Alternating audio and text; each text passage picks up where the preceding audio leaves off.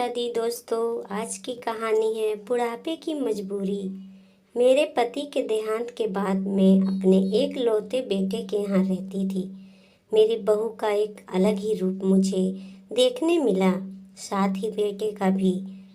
दोनों के मन में क्या है मैं अच्छे से जानती हूँ। वो चाहते हैं कि मैं वृद्धा आश्रम चली जाऊँ। उनके जाने के बाद मुझे यह सब देखना और सुनना पड़ेगा, इसका मुझे अंदाजा भी नहीं था।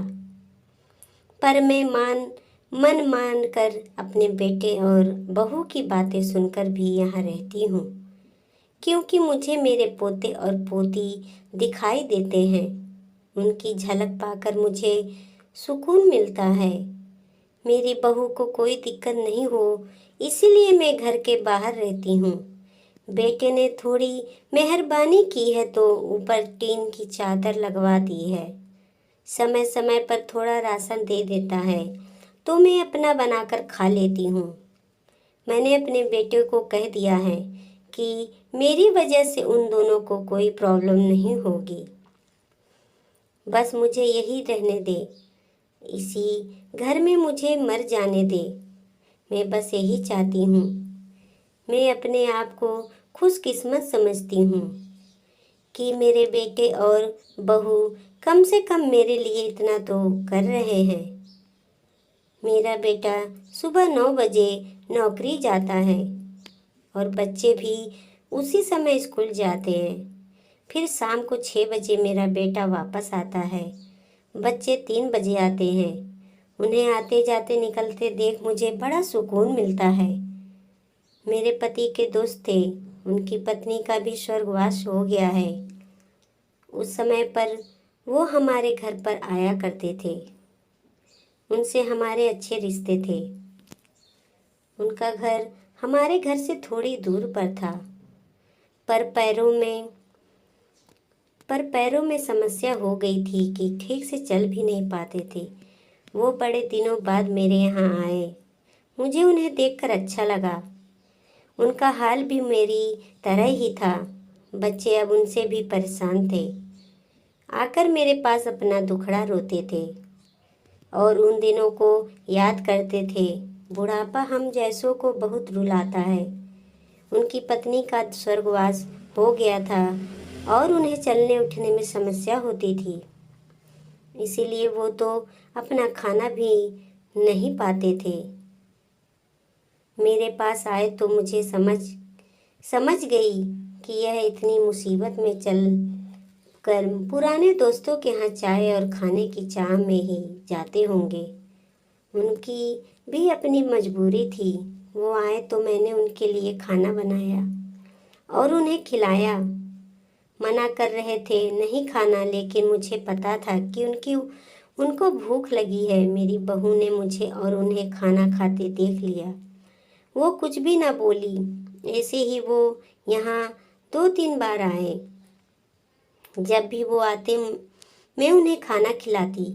फिर उनके जाने के बाद जब मेरा बेटा आया तो बहू कहती है कि तुम्हारी माँ कितनी बेशर्म है, पता नहीं किस किस को आजकल बुलाकर खाना खिला रही है। बड़ी मुश्किल से कमाया जाता है और यह लुटाने में लगी। उनका राशन बंद करो, कुछ दिन भूखी रहेंगी तो अक्ल ठिकाने आएगी। मैंने कहा कि मैं अपने हिस्से का उन्हें खिलाती हूँ। तुम्हारे पिता ने के पुराने मित्र हैं। फिर भी बहू का उल्टा सीधा बोलना शुरू रहा। घर के बाहर रहकर उनको आज़ादी मिल गई। पता नहीं क्या क्या करती है। बेटा भी बोला कि कुछ दिन भूखा ही रहने दो इन्हें। मुझे मेरे बेटे ने घर के पीछे सीढ़ी के पास ले जाकर बिठा दिया। कहा कि अब यहीं बैठो। मेरे तो अब आंसू भी सूख गए थे। अगले दिन मुझे खाना नहीं मिला। मेरे टिन के उस छोटे से कमरे को बहू ने तोड़ दिया। एक दिन पूरा भूखा रहने के बाद मैंने सोचा कि मैं गलत कर रही हूँ। मुझे अब अपने बेटे के यहाँ नहीं रहना चाहिए और शायद गलती भी मेरी ही है। मेरी ही परवरिश में कोई कमी रही है, तभी तो यह परिणाम आया। अगली सुबह मैंने अपने बेटे को कहा कि मुझे वृद्धाश्रम छोड़ आओ। अब मैं तुम दोनों को ज़्यादा परेशान नहीं करना चाहती। बहू ने कहा कि एक दिन भूखी रही तो अक्ल ठिकाने आ गई ना।